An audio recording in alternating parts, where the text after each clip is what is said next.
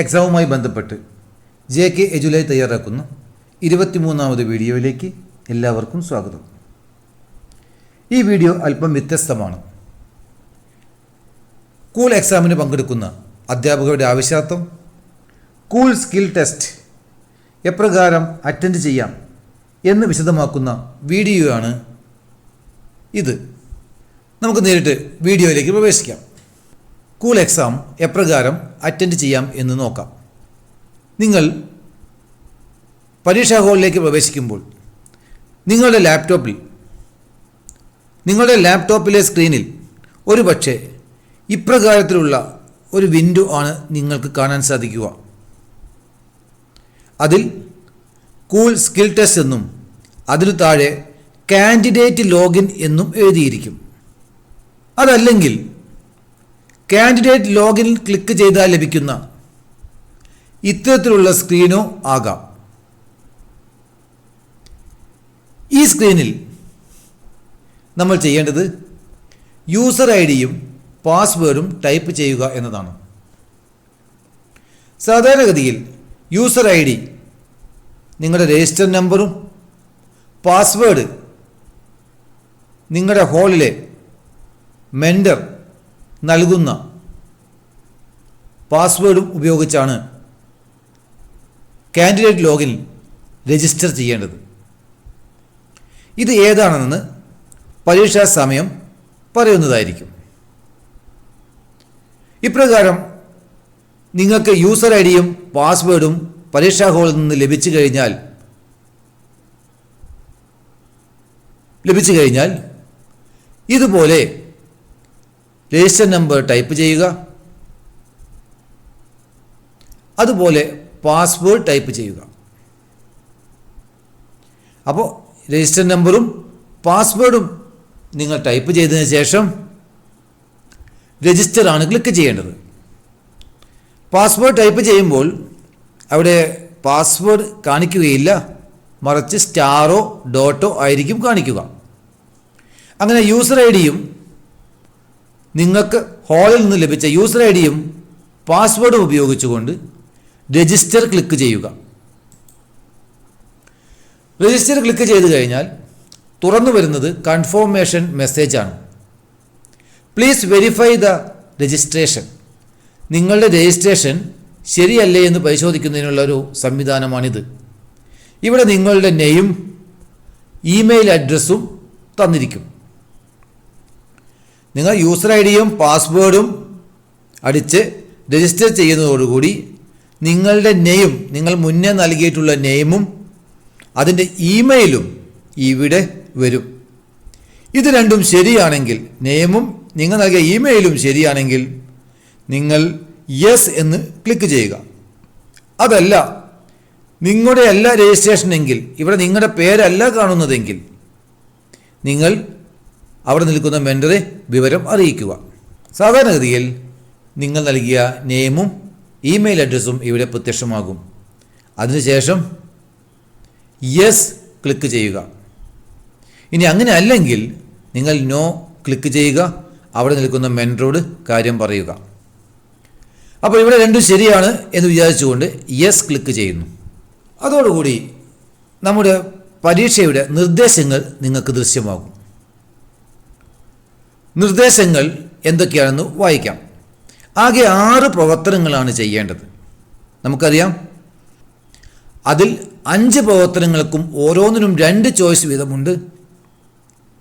ഇതിൽ ഏതെങ്കിലും ഒന്ന് തിരഞ്ഞെടുത്ത് പൂർത്തിയാക്കുമ്പോൾ അതുമായി ബന്ധപ്പെട്ട 3 ചോദ്യങ്ങൾക്ക് ഉത്തരം നൽകണം.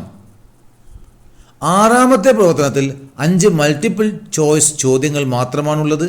ഇതിൽ എല്ലാ ചോദ്യങ്ങൾക്കും ഉത്തരം നൽകണം. ഒരു പ്രാക്ടിക്കൽ പ്രവർത്തനത്തിന് 12 സ്കോറും ഒരു മൾട്ടിപ്പിൾ ചോയ്സ് ചോദ്യത്തിന് 2 സ്കോറും ആണ് ലഭിക്കുക. അങ്ങനെ ആകെ സമയം 2 മണിക്കൂറാണ് ഈ പരീക്ഷയ്ക്ക് ഉള്ളത്. ഇതൊന്ന് വിശദമാക്കാൻ നമുക്ക് വലതുഭാഗത്ത് തന്നിട്ടുള്ള പട്ടിക ഒന്ന് ശ്രദ്ധിക്കുക. ഈ നിർദ്ദേശങ്ങൾ വായിച്ച് മനസ്സിലാക്കാത്തവർ ഈ വലതുഭാഗത്തുള്ള പട്ടിക ഒന്ന് ശ്രദ്ധിക്കുക. ഇത് നിങ്ങളുടെ പരീക്ഷാ സമയത്ത് കാണാൻ സാധിക്കുകയില്ല. നമുക്കറിയാം, ആകെ 6 ചോദ്യങ്ങളാണുള്ളത്. ഒരു ചോദ്യത്തിന് ഒരു പ്രാക്ടിക്കൽ ഭാഗവും അതിൻ്റെ തിയറി ഭാഗവും ഉണ്ടായിരിക്കും. ഉദാഹരണം, റൈറ്ററാണ് ആദ്യത്തെ ചോദ്യമെങ്കിൽ റൈറ്ററിൽ നിന്നുള്ള ഒരു പ്രാക്ടിക്കൽ ക്വസ്റ്റ്യൻ ഉണ്ടായിരിക്കും, അതിന് 12 മാർക്ക്. റൈറ്ററുമായി ബന്ധപ്പെട്ട റൈറ്ററിൽ നിന്ന് വരുന്ന തിയറി ചോദ്യങ്ങൾ ഉണ്ടായിരിക്കും, അതിന് ആ തിയറി ചോദ്യങ്ങൾ മൾട്ടിപ്പിൾ ചോയ്സ് ചോദ്യങ്ങളാണ്. ഒരു ചോദ്യത്തിന് 2 മാർക്ക്, അങ്ങനെ 3 ചോദ്യത്തിന് 3×2 6 മാർക്ക്.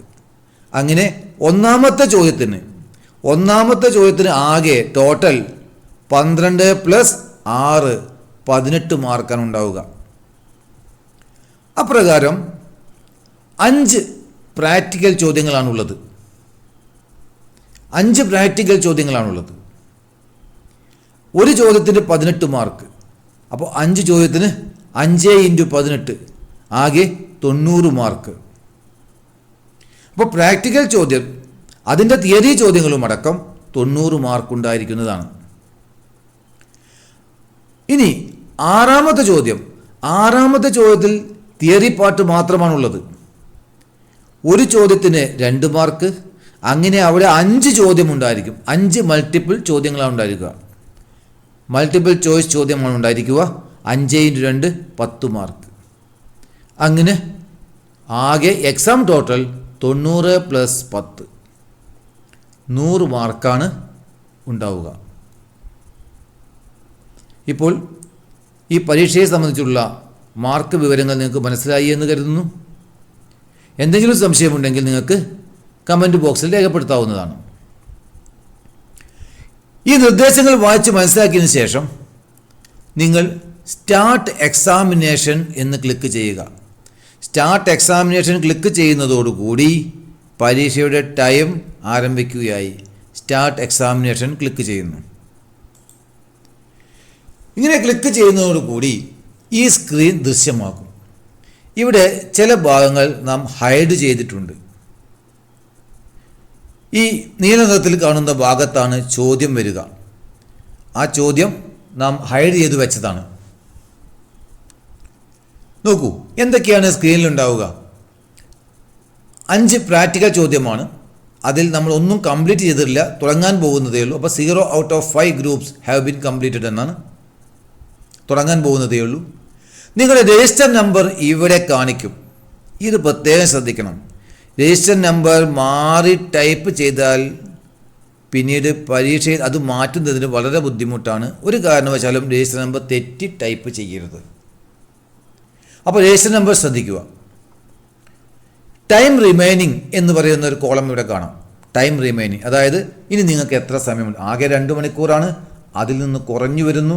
ഇപ്പോൾ 1 മണിക്കൂറും 59 മിനിറ്റും 27 സെക്കൻഡും. ഇത് അവസാനത്തുമ്പോഴും കുറഞ്ഞ് 000000 എന്നായി മാറുന്നതോടുകൂടി ഈ എക്സാം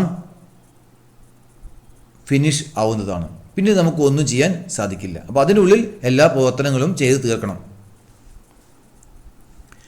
പിന്നെ ഏറ്റവും വലതുഭാഗത്തായി കാണാവുന്നതാണ് ഫിനിഷ് എക്സാം. ഫിനിഷ് എക്സാം എന്നുള്ളത് ഒരു കാരണവശാലും നമ്മൾ ടിക്ക് ചെയ്യേണ്ടതില്ല. ഏറ്റവും അവസാനം എല്ലാം കഴിഞ്ഞതിന് ശേഷം മാത്രമേ ഫിനിഷ് എക്സാം ക്ലിക്ക് ചെയ്യാൻ പാടുള്ളൂ. അവിടേക്ക് നമ്മൾ നോക്കുക തന്നെ വേണ്ട. നമ്മൾ തുടങ്ങുന്നതേ ഉള്ളൂ.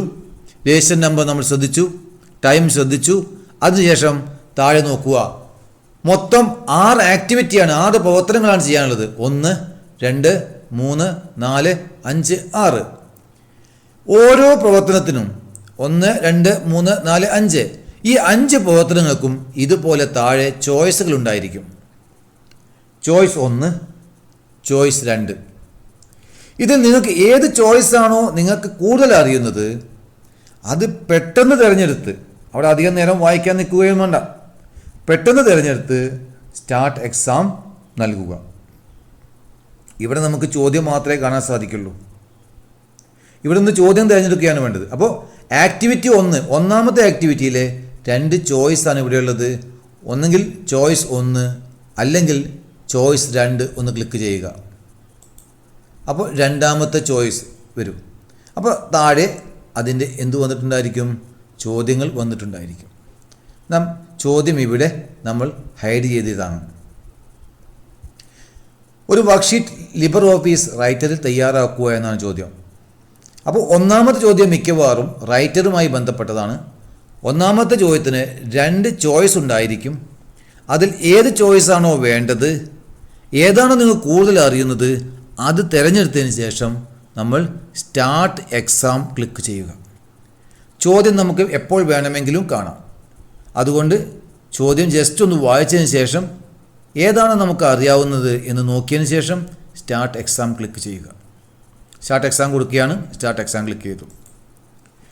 സ്റ്റാർട്ട് എക്സാം ക്ലിക്ക് ചെയ്ത് കഴിഞ്ഞാൽ ലാപ്ടോപ്പിൻ്റെ സ്ക്രീനാണ് തെളിഞ്ഞു വരിക. അവിടെ എന്തൊക്കെ മാറ്റങ്ങളുണ്ട് എന്ന് നോക്കൂ. നമുക്കിവിടെ മൗസ് പോയിൻ്റർ ശ്രദ്ധിക്കുക. വലതു ഭാഗത്ത് താഴെയായി ഒരു ചെറിയ ജാലകം. ഇവിടെ ടൈം കാണിക്കുന്നുണ്ട്. ഏറ്റവും മുകൾ ഭാഗത്ത് ടൈം, ഇനി എത്ര സമയമുണ്ടെന്ന് കാണിക്കും. രജിസ്റ്റർ നമ്പർ കാണിക്കും. കറൻറ്റ് ക്വസ്റ്റ്യൻ കാണിക്കും.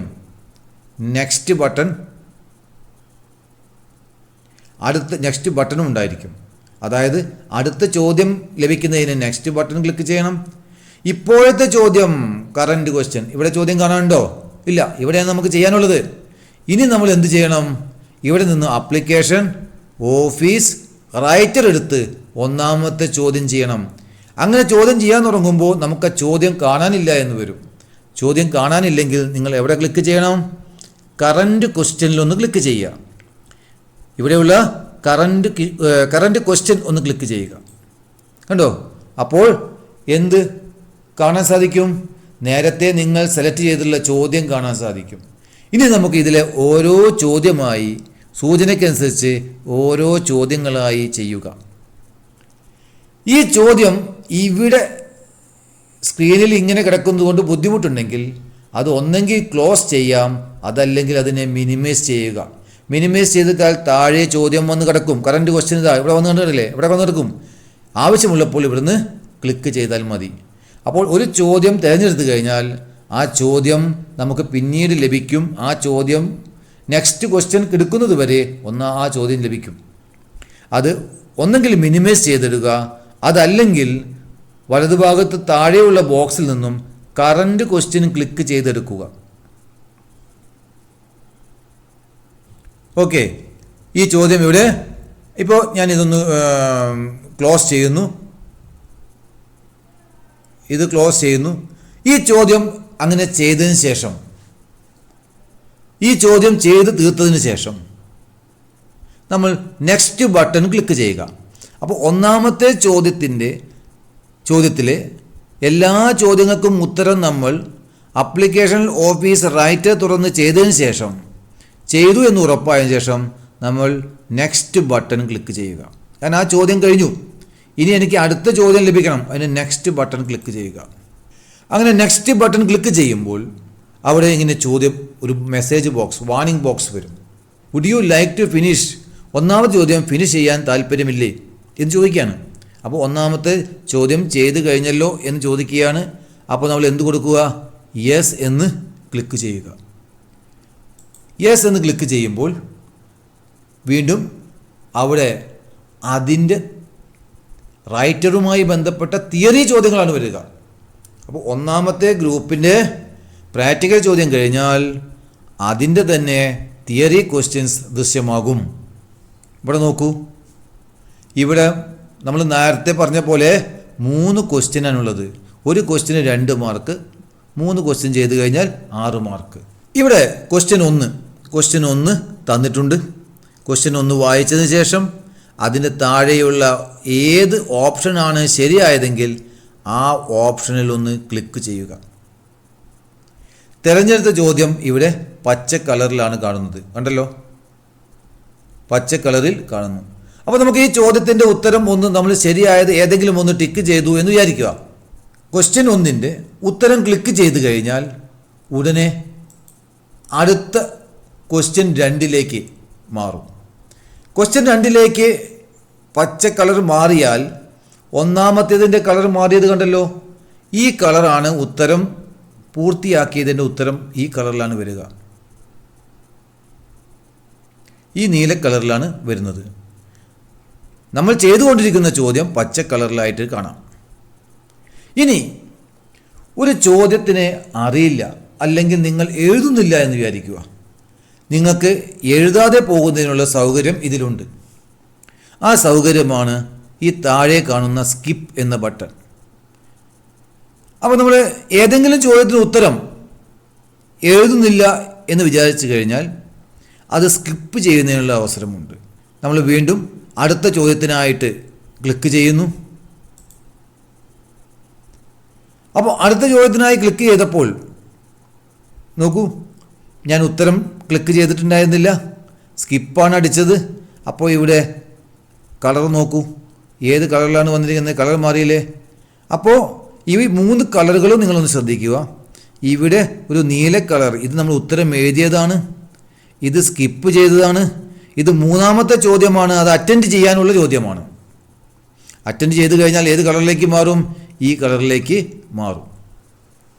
അപ്പോൾ കഴിഞ്ഞ പരീക്ഷകളിലൊക്കെ തന്നെ ഉത്തരം എഴുതി കഴിഞ്ഞാൽ ഈ കളറും, സ്കിപ്പിന് മറ്റൊരു കളറും, ഉത്തരം എഴുതാൻ പോകുന്നതിന് മറ്റൊരു കളറും ആയിരിക്കും. ഇപ്രകാരമാണ് ഒരു ചോദ്യത്തിൻ്റെ പ്രാക്ടിക്കലും അതുപോലെ അതിൻ്റെ തിയറി ചോദ്യങ്ങളും എഴുതുന്നത്. അതുപോലെ 3 ചോദ്യങ്ങളും കഴിഞ്ഞു കഴിഞ്ഞാൽ do you want to continue എന്ന് ചോദിക്കും. കണ്ടിന്യൂ ചോദിച്ചു കഴിഞ്ഞാൽ യെസ് എന്ന് ക്ലിക്ക് ചെയ്യാം. കണ്ടിന്യൂ ചെയ്യട്ടെ, ഇനി എന്തും ചെയ്യാൻ ബാക്കിയുണ്ടോ എന്നുള്ളതാണ്. യെസ് എന്ന് ക്ലിക്ക് ചെയ്യുന്നു. അപ്പോൾ സക്സസ്ഫുള്ളി ഫിനിഷ്ഡ് എന്ന് വരും. വീണ്ടും ഓക്കെ എന്ന് ക്ലിക്ക് ചെയ്യുന്നു. അതോടുകൂടി 2ാമത്തെ ചോദ്യം പ്രത്യക്ഷപ്പെടും. അപ്പോൾ 1ാമത്തെ ചോദ്യത്തിൻ്റെ പ്രാക്ടിക്കൽ കഴിഞ്ഞു, തിയറിയും കഴിഞ്ഞു. ഇനി 2ാമത്തെ ചോദ്യം. 2ാമത്തെ ചോദ്യവും ഇതുപോലെ തന്നെ 2 ചോയ്സുകൾ ഉണ്ടാകും. ചോയ്സുകളൊന്ന് ആവശ്യമുള്ള തിരഞ്ഞെടുക്കുക. നേരെ സ്റ്റാർട്ട് എക്സാം ക്ലിക്ക് ചെയ്യുക. സ്റ്റാർട്ട് എക്സാം ക്ലിക്ക് ചെയ്യുക. അതുപോലെ അതിൻ്റെ പ്രാക്ടിക്കൽ പൂർത്തിയാക്കുക. അതുപോലെ തന്നെ തിയറി പൂർത്തിയാക്കുക.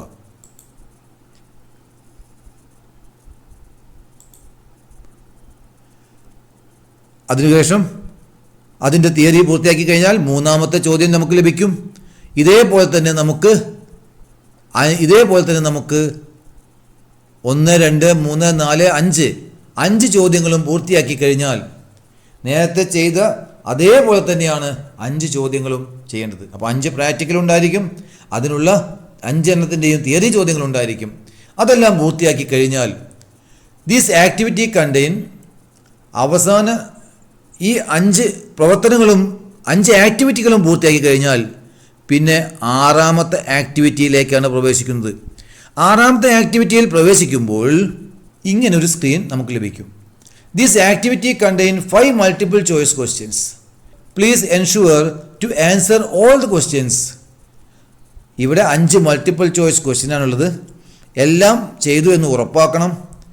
Click the below button to start activity. താഴെയുള്ള സ്റ്റാർട്ട് ബട്ടൺ ക്ലിക്ക് ചെയ്തുകൊണ്ട് ആക്ടിവിറ്റി നമുക്ക് തുടങ്ങാം. അപ്പോൾ ഇത് കണ്ടു കഴിഞ്ഞാൽ നമ്മൾ എന്ത് ചെയ്യണം? സ്റ്റാർട്ട് ബട്ടണിൽ ക്ലിക്ക് ചെയ്യുക. 6ാമത്തെ സെക്ഷൻ ഇവിടെ ആരംഭിക്കുന്നു. അവിടെ നിന്നും നേരത്തെ പറഞ്ഞ പോലെ രജിസ്റ്റർ നമ്പർ, നേരത്തെ കണ്ട രജിസ്റ്റർ നമ്പർ, ടൈം റിമൈനിങ് ഇവിടെ കാണിക്കാം. അതുപോലെ തന്നെ ചോദ്യങ്ങൾ ഇടതുഭാഗത്ത് കാണിക്കാം. നമ്മൾ ആൻസർ ചെയ്യാൻ തുടങ്ങുന്നേ ഉള്ളൂ. അപ്പോൾ ക്വസ്റ്റ്യൻ നമ്പർ 1 പച്ച കളറിലാണ്. ആൻസർ ചെയ്ത് കഴിഞ്ഞാൽ നമ്മൾ കളർ മാറും. ഇനി ഏതെങ്കിലും ചോദ്യത്തിന് ആൻസർ ചെയ്യേണ്ടതെങ്കിൽ ആ ചോദ്യം തിരഞ്ഞെടുത്തതിന് ശേഷം നമുക്ക് സ്കിപ്പ് ചെയ്യാവുന്നതാണ്, സ്കിപ്പ് ചെയ്തു പോകാവുന്നതാണ്. യെസ്, ഇപ്രകാരം നമുക്ക് ഈ ഓരോ ചോദ്യത്തിനും ക്വസ്റ്റ്യൻ 1 ചോയ്സ് ഉണ്ടായിരിക്കും, അതിൽ തിരഞ്ഞെടുക്കുക. ക്വസ്റ്റ്യൻ 2 ചോദ്യം വായിച്ച് തിരഞ്ഞെടുക്കുക. 3, 4, 5 ഈ 5 ചോദ്യങ്ങൾക്കും ഉത്തരം എഴുതി കഴിഞ്ഞാൽ 2ാമത്തെ ചോദ്യത്തിനും ഉത്തരം എഴുതുക. 1ാമത്തെ ചോദ്യം നമ്മൾ ചെയ്തു കഴിഞ്ഞപ്പോൾ അതിൻ്റെ കളർ മാറിയത് കണ്ടല്ലോ. അതിപ്പോൾ 2ാമത്തെ ചോദ്യമാണ് ഇനി ചെയ്യാനുള്ളത്. അതിന് പച്ച കളറാണ് കണ്ടിരിക്കുന്നത്. വീണ്ടും ക്ലിക്ക് ചെയ്യുന്നു. ആ ചോദ്യത്തിൻ്റെ ഉത്തരം ഏതാണെന്ന് നോക്കി നമ്മൾ ടിക്ക് ചെയ്യുന്നു. അതോടുകൂടി നമുക്ക് എന്ത് ചെയ്യുന്നു? അടുത്ത ചോദ്യങ്ങൾ ഞാൻ 2ാമത്തെയും 3ാമത്തെയും 4ാമത്തെയും ചോദ്യം ഞാൻ എന്ത് ചെയ്യുന്നില്ല, ഉത്തരം എഴുതുന്നില്ല, പകരം സ്കിപ്പ് ചെയ്യുകയാണെങ്കിൽ വരുന്ന കളർ കണ്ടല്ലോ. അപ്പോൾ കളർ മാറ്റം ശ്രദ്ധിക്കുക. അങ്ങനെ ഞാൻ ഇവിടെ നിന്നും ഇത് കണ്ടു കഴിഞ്ഞാൽ നമുക്ക് എന്ത് ചെയ്യാൻ പറ്റും? ഏതാണ് സ്കിപ്പ് ചെയ്തത് എന്ന് കാണാം. ചോദ്യം കംപ്ലീറ്റ് ചെയ്യുന്നതിന് മുമ്പേ ആണെങ്കിൽ, ഇത് ഫിനിഷ് ചെയ്യുന്നതിന് ഈ 6ാമത്തെ പാർട്ട് ഫിനിഷ് ചെയ്യുന്നതിന് മുമ്പേ ആണെങ്കിൽ നമുക്ക് വീണ്ടും ഒന്നുകൂടിയും ഈ സ്കിപ്പ് ചെയ്തതിലെ ആൻസർ ചെയ്ത് നോക്കാവുന്നതാണ്. യെസ്, അപ്പോൾ ഉത്തരം എഴുതിയത് ഏതാണെന്നും സ്കിപ്പ് ചെയ്തത് ഏതാണെന്നും ഇനി എഴുതാനുള്ളത് ഏതാണെന്നും ഇതിലെ കളർ വ്യത്യാസം കണ്ട് നമുക്ക് മനസ്സിലാക്കാൻ കഴിയും. നമ്മൾ ഏതെങ്കിലും എഴുതാത്തതുണ്ടോ എന്ന് പെട്ടെന്ന് കണ്ടുപിടിക്കുന്നതിന് വേണ്ടിയാണ് ഇങ്ങനെ തന്നിട്ടുള്ളത്. അപ്പോൾ കഴിയുന്നതും സ്കിപ്പ് ചെയ്യാതെ എല്ലാത്തിനും ഉത്തരം എഴുതിയിട്ട് വേണം പോകാൻ. ഈ 5 ചോദ്യങ്ങൾക്കും ഉത്തരം എഴുതി കഴിഞ്ഞതിന് ശേഷം 5 ചോദ്യങ്ങൾക്കും ഉത്തരം എഴുതിയതിന് ശേഷം നമുക്ക് വീണ്ടും ക്ലിക്ക് ചെയ്യുമ്പോൾ 5 ഔട്ട് ഓഫ് 5 ക്വസ്റ്റ്യൻസ് ആൻസേഴ്സ് എന്ന് കാണിക്കും. കറൻറ്റ് ക്വസ്റ്റ്യൻ നമ്പർ 5 ആണ്. 5ാമത്തെ ചോദ്യം ഉത്തരം എഴുതി കഴിഞ്ഞു. ഇത്രയുമാണ് ആ സ്ക്രീനിൽ നമുക്ക് കാണിക്കുന്നത്. ഇത്രയും ചെയ്ത് കഴിഞ്ഞാൽ നമുക്ക് നമ്മുടെ പ്രവർത്തനങ്ങളെല്ലാം കഴിഞ്ഞു എന്ന് ഉറപ്പാക്കുകയും അതിനോടുകൂടി നമുക്ക് എന്ത് ചെയ്യാൻ വേണമെങ്കിൽ ഫിനിഷ് ആക്ടിവിറ്റി എന്നത് ക്ലിക്ക് ചെയ്യുകയും ചെയ്യാം. അങ്ങനെ ഫിനിഷ് ആക്ടിവിറ്റി ക്ലിക്ക് ചെയ്യുന്നതോടുകൂടി വീണ്ടും ഇങ്ങനെ ഒരു ഓപ്ഷൻ ചോദിക്കുന്നു. Do you want to continue എന്ന് ചോദിക്കുന്നു. അപ്പോൾ എന്ത് കൊടുക്കുക? തുറന്നു പോകുന്നുവെങ്കിൽ ഇത് ക്ലോസ് ചെയ്യുന്നതിന് വേണ്ടി യെസ് എന്ന് ക്ലിക്ക് ചെയ്യുക. ദെൻ സക്സസ്ഫുള്ളി ഫിനിഷ്ഡ് എന്ന് പറയുന്ന ഒരു മെസ്സേജ് അവിടെ പ്രത്യക്ഷപ്പെടും. ഓക്കെ ക്ലിക്ക് ചെയ്യുന്നതോടുകൂടി നമ്മുടെ 6ാമത്തെ പ്രവർത്തനവും പൂർത്തിയാകും.